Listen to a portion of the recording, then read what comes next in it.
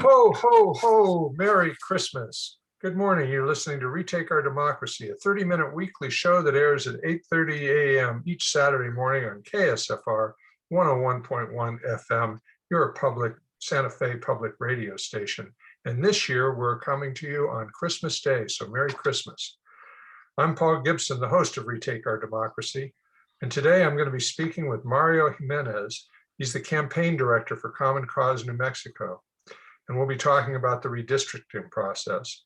Last week, I spoke with Anika Van Rossum, a staffer for the Green Amendment for the Generations and daughter of Maya Van Rossum, founder of Green Amendment for the Generations.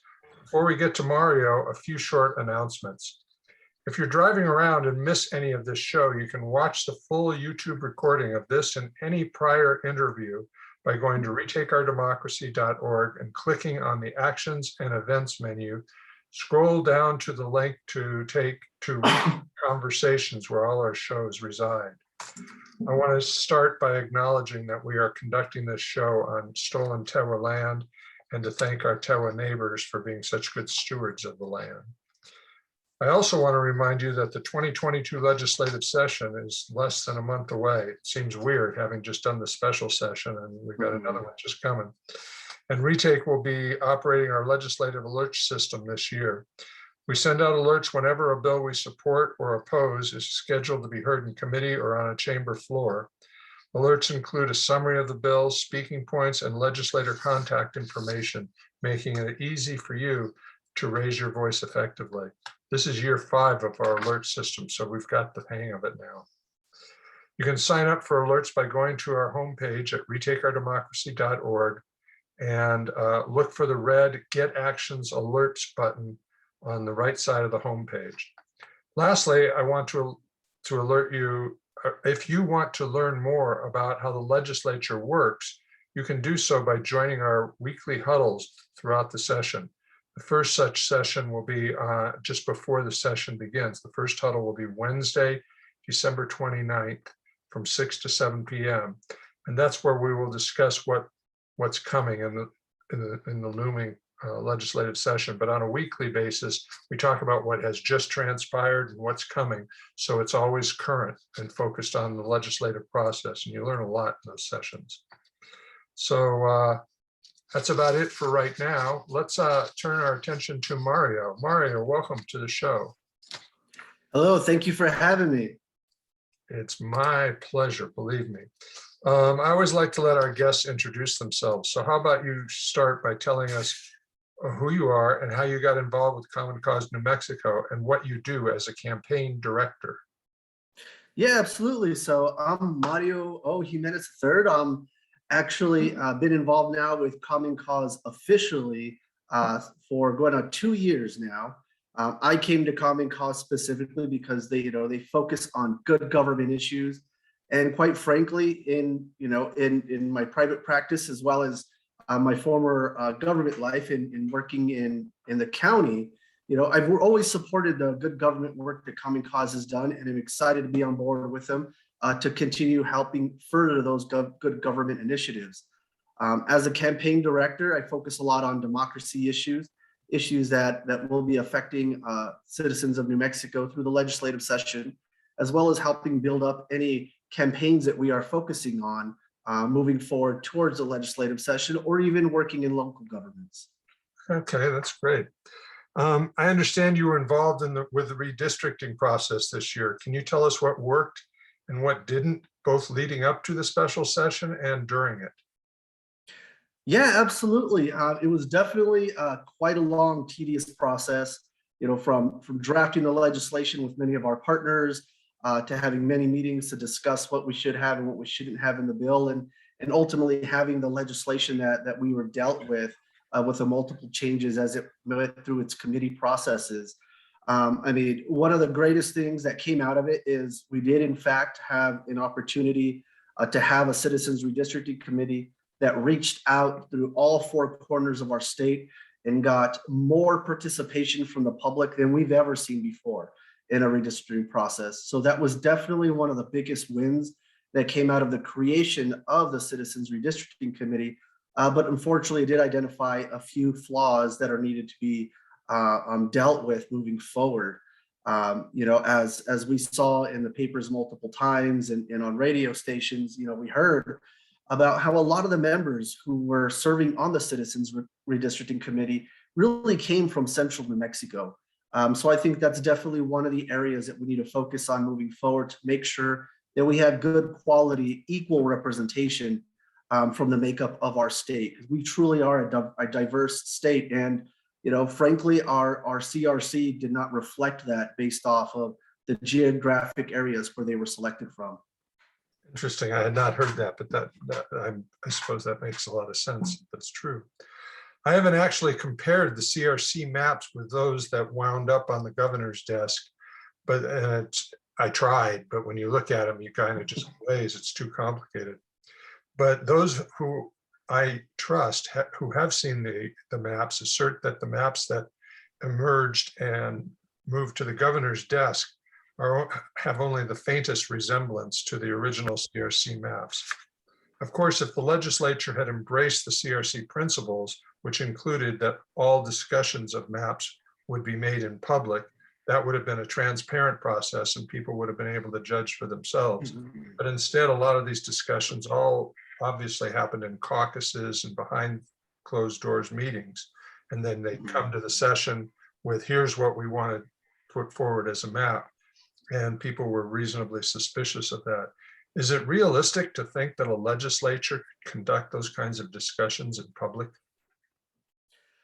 Despite us really wanting to see a lot of these issues take place out in the public eye, when everything makes its way to Santa Fe, it's definitely something we'd like to see. However, the legislature is not structured like a typical governing body, say as your county commission or your city council, that do have to abide by, transparencies, such as the Open Meetings Act, making sure that, we have an agenda published well in advance for individuals to know exactly what's going to be discussed.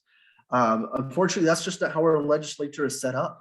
But I think it definitely does show why we have a need for a true, transparent Citizens Redistricting Committee, not just an advisory committee like we have now to provide suggestions to our legislature. But I think if our senators and our representatives would focus on the needs of the people and look at seriously considering legislation moving forward that would put forth a true transparent process of redistricting, where we can have a board such as the Citizens Redistricting Committee play this all out completely in open transparency for the public. I think that's the win that we're looking for. I think that's the win that we need.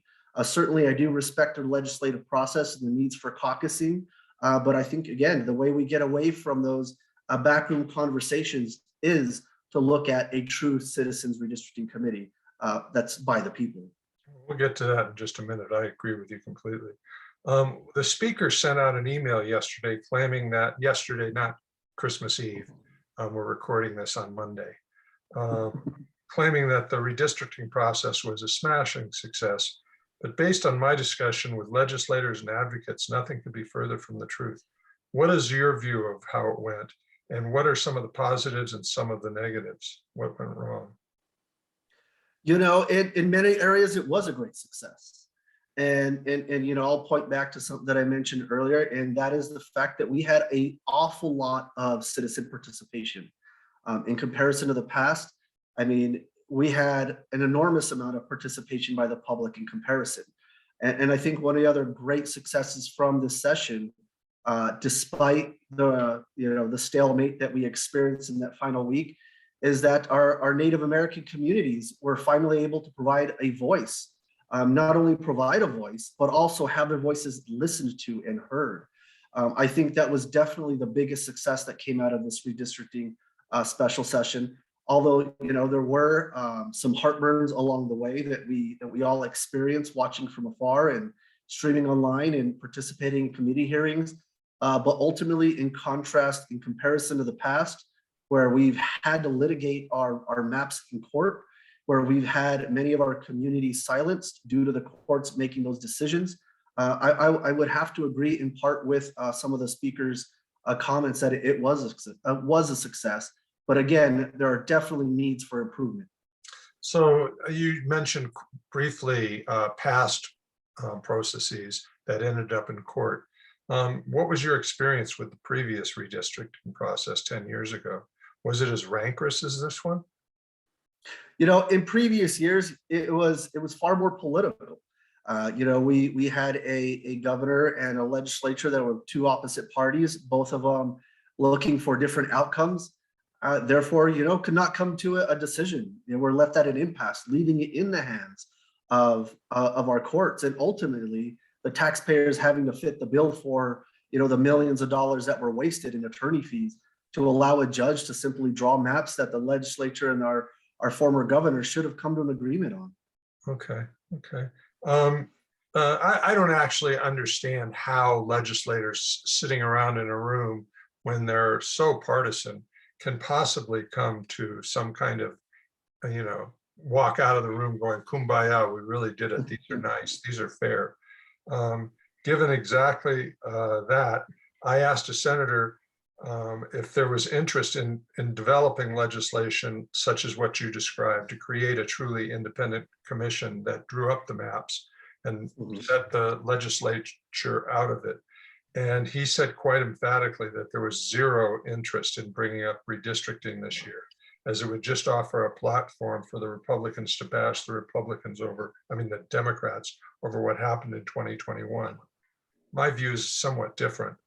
I'm thinking that the GOP will be talking about redistricting throughout the summer election campaign, and the Dems could diffuse that rhetoric by passing a constitutional amendment to create a more democratic process. What do you think?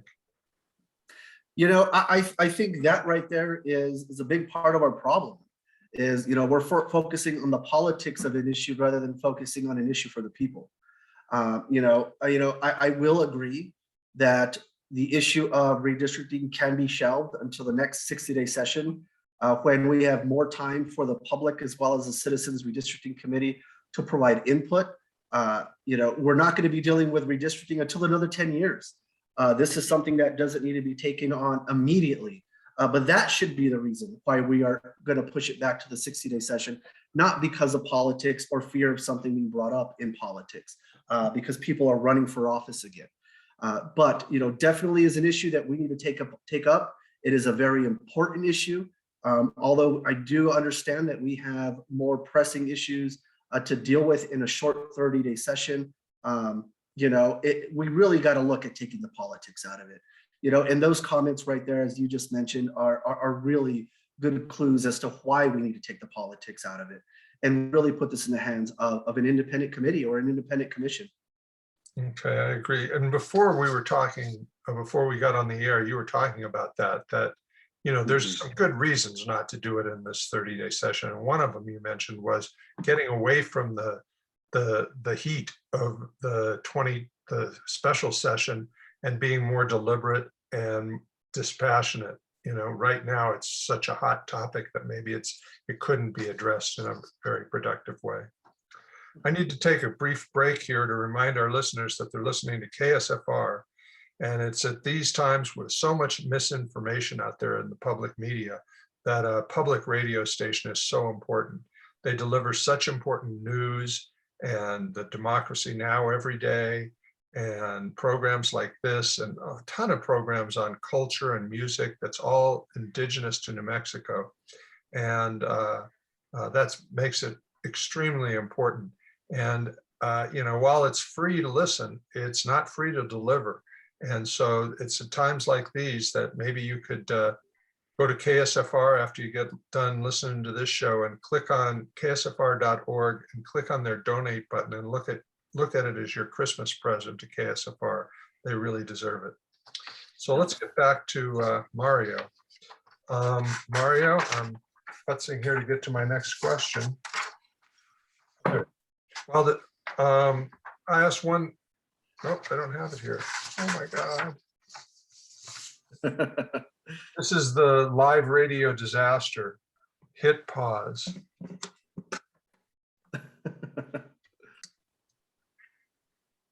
Well, I got my lost piece of paper here now, so I'm glad my wife's not listening. I won't let her listen to this show. Who would be a good, we just discussed the possibility of a constitutional amendment coming to before the legislature and how important that would be, even if it's not going to be this year, and maybe that's a better thing. Who would be good legislator candidates to sponsor such a bill? Historically, who in the legislature has been the strongest advocate for creating a commission? First I'll touch on who has been really focusing on this particular issue in the past. And, the names who come to mind immediately out of the Senate would be, we've had Senator Jerry Ortiz-Pino, we've had Senator Ivy Soto, and we've also had Senator Mark Moores, all three of which worked on the legislation that created the Citizens Redistricting Committee. And, names aside, parties aside, I think what's most important is that we see some unity and some bipartisan support for a piece of legislation that would create a truly independent Citizens Redistricting Committee. Really the short answer to that question is we need individuals from both sides of the aisle to come together, draft up something that is beneficial to the people, to the public, and not to their parties, and move forward with that legislation and push it through. And ultimately, we need to see that come from leadership, from both sides of the aisle, working together and hearing from the CRC and everything that they experienced and taking their recommendations wholeheartedly in pushing this piece of legislation forward. Mark Moores was a great suggestion. We had him on a Zoom conversation about the redistricting in the summertime. So we'll reach out to those folks. I'm sure Common Cause has begun preparing for the 2022 session. Can you tell us what, if any, bills you have in your back pocket there that you're going to try and get to the legislature? Yeah, absolutely. First, I will talk about, what we will be looking at before I talk about what we will be focusing as far as legislation goes. It is a 30-day session, rather short. So we would be looking at, really more monetary issues. So we would be looking at supporting our Secretary of State's office, make sure that office is fully funded. We continue to, have year after year where they are very short on their budget. They don't have the funds needed to provide everything that's needed for New Mexicans when it comes to conducting the election. But we are hopeful with some of the funding that we've received from the federal government that we actually may see that office fully funded. In addition to focusing on that funding, we're going to keep our eye out for anything that's democracy related, make sure that there are no rollbacks on anything democracy specific, such as same-day registration, absentee voting, and early voting. We want to make sure that New Mexico continues to be an example for other states across the country on how elections should be held and how democracy should be extended to every individual in our state, no matter where they reside. So we will be keeping our eyes out and open for anything that's democracy related. Now, in addition to that, we are looking at focusing on a constitutional amendment. We are currently seeing throughout our country many of our lower governments being bombarded by the public, really a small percentage of individuals infiltrating a lot of our smaller boards and implementing what we could define as disastrous pieces of legislation, things that would be affecting our immediate communities, our school boards, and our children in school. So what we would really like to see is a constitutional amendment passed that would permit all governing bodies to implement a runoff type election of their choosing at their own choosing. So for example, currently we have Albuquerque. The city of Albuquerque has a top 2 runoff election. The cities of Las Cruces and Santa Fe utilize a ranked choice voting type of runoff election. And we think that should be extended to school boards. We just recently saw tie elections in one of our counties here in New Mexico. And one of the candidates himself even made a comment. He was surprised that they were not going to a runoff election, but rather being chosen by lot as to who's going to be taking office. And we'd like to give these school boards, these lower governing boards, water districts, the ability to implement their own local legislation if they choose to do so and hold their own type of runoff election.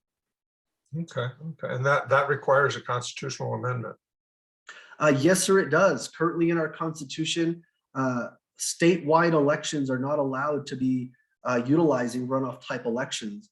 And as a result of combining all of our lower elections, school boards, water district, et cetera, into every other November, they are considered statewide elections. So Oh, we need to look at altering that. That's the verbiage within our constitutional amendment to provide them the ability to do runoff elections if it's something they wish to do so. so in those elections, those local elections, are we seeing people win with a plurality of a relatively small percentage of the total voters? Mhm. Is that the issue? And a Yes, sir. well-organized extremist group can easily get to 25 or 30% maybe, but could never get 50%. Is that the concern? That would be correct. You know, the concern, and not necessarily focusing on a specific group, but just in general. In Right. general, we want to make sure that those individuals that are taking office are a true representation of the communities themselves. If I, as a community, and my neighbors vote, and we have 60, 80% of the individuals opposing the individual who walked in with 20% of the vote, we want to make sure that these local governing bodies, if they choose to do so, they want to make sure that their board is a true reflection of their community. They have the ability to do just that by implementing runoff type elections. Okay, that sounds great. Given the state of the state and the state of the nation, what do you see in your crystal ball for the 2022 and 2024 elections? Well, you know, sadly, I think the crystal ball really shows us all continued partisanship. It's something that we continue to see in nationwide media. We keep seeing, you know, the left and the right fighting with one another, and you know, that's something that we really need to work on as a general public. And I think we need to demand better from our elected officials. I think we need to ask that they step up to the plate and work with one another and do what's best for the community as a whole, and not for a party, and not for a candidate. But moving forward, you know, I am very hopeful with the work that Common Cause and other organizations will continue to do through voter protection and through continued democracy. I think New Mexico itself does sit in a very good position to be a crown jewel in what we are seeing as partisan politics in the country. Does your crystal ball see anything happening out of Washington, D.C. in terms of election protection acts? You know, we are very hopeful that our Voting Rights Act bills will make it through. You know, we are seeing an uptick in support, an uptick in the need for having you know, our democracies strengthened and make sure that, you know, they cannot be played with moving forward. So, you know, we are hopeful. We have not gathered a vote count just yet or seen kind of where things are going to go. But I think the fact that media and the parties themselves are starting to talk more about democracy issues, we may see a change in the near future. Well, we can only hope so. The 2024 election is going to be a shit show if we don't do something. That it would. Yeah. So we're winding down on time. So I want to thank you for joining us today, Mario, and for all you do with Common Cause. Can you just tell our listeners where they can get more information on Common Cause? Yeah, absolutely. To take a look at all the issues that Common Cause is working on, I'd encourage everybody to go to commoncause.org. We are a national organization with a presence here in New Mexico. Through commoncause.org, you can see all the issues that we are taking up and focusing on to fight for democracy nationwide, and click on the New Mexico tab to see exactly what we're working on here in the state and how we are going to do our best to continue to make sure that everybody does have access to the voting box and that your right to vote is protected. Okay, thank you very much, Mario, and Merry Christmas. Merry Christmas. Thank you for having me on. It's been a pleasure. Okay. So Mario's got to take off, and I'm going to finish off the show for a couple of minutes talking about the 2022 session coming up. So thank you very much, Mario. Have a great Christmas, and thank you for joining us. Thank you, Paul. Greatly appreciate it. Okay. So as I just mentioned, we're running up to the 2022 legislative session. And, you know, one of the things I've been thinking about, is that the special session we just had was sort of rancorous and sort of a downer. I mean, it was good talking to Mario because I got some perspective on some things that were a little bit better than I had maybe thought they had gone, and especially in terms of actually hearing the indigenous voice. You know, on so many issues in terms of the environment and stuff, they have to be consulted, but then once they're consulted, they're ignored. And so they were consulted here, and in the end, they were not ignored. It looked like they might be, but the Democrats pulled it back and salvaged that. And that's something to be very grateful for. But I was thinking that coming into 2022, one of the things for political reasons, the Democrats really need to hit a couple of home runs, things that will remind voters and motivate voters about why they support Democrats. And I was thinking about in 2021, they did that with the abortion repeal ban, the abortion ban being repealed, with the community solar passing, and with legalization of recreational marijuana. There were a number of bills that were very inspiring to people across the state and reminded them that the Democrats get some good stuff done. And I was thinking that that's something that really needs to happen here in 2022 as we head into what's likely to be a highly partisan and highly charged election session season. And so I was thinking, you know, where would those sweet spot bills be? And I immediately thought of the public bank. I thought of public power, which is a memorial that's going to be introduced, and would be an alternative to our dealing with the folks at PNM or their purported great partners from the merger, Avangrid and Iberdrola. And then I also thought the one thing that didn't happen in 2021 and that hopefully will be brought back in 2022 was the small loan rate cap. You know, it's currently capped, quote unquote, capped at 175%. And during the legislative session, they almost got a 99% passed, but they weren't able to get that done either. And so it's still back up at 175. And that's something that impacts a lot of low-income New Mexicans across the state.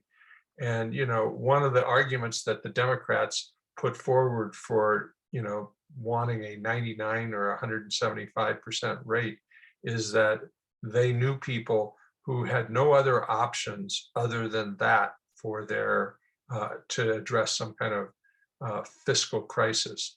And, you know, the analogy that comes to mind for me is you don't throw a drowning human a concrete life jacket. And that's what 175% interest rate is. It's basically guaranteeing that they're going to be paying hugely, because that interest rate compounds very quickly.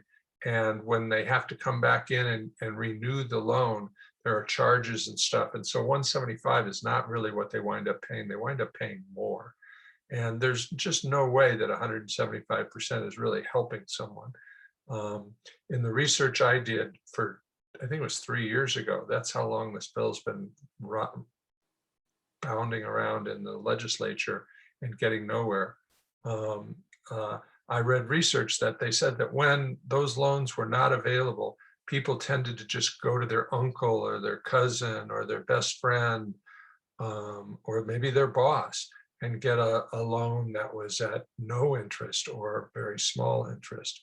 And but that with people have another option, they go to it because they don't want to be embarrassed and asking for, you know, a helping hand from people.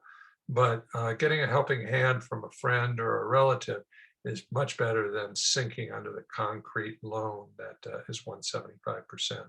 So that's my thoughts in terms of bills that we could see in 2022. Also, the Green Amendment is another bill that is inspirational and has a, you know, the people who are supporting the Green Amendment are the Democrats who go out and canvass, they make phone calls, and they need something to inspire them to do that again in 2022. So we're going to be pushing for those bills. And if you're interested in finding out more, go to retakeourdemocracy.org and click on the NM Legis in the menu bar, and you'll start to see ourselves populating that with bills we're supporting and bills we're opposing in the 2022 session. So that's all the time we have for today. And I just want to again wish you a very Merry Christmas, and stay safe, stay healthy, and come back next year and let's get some stuff done. Thank you very much.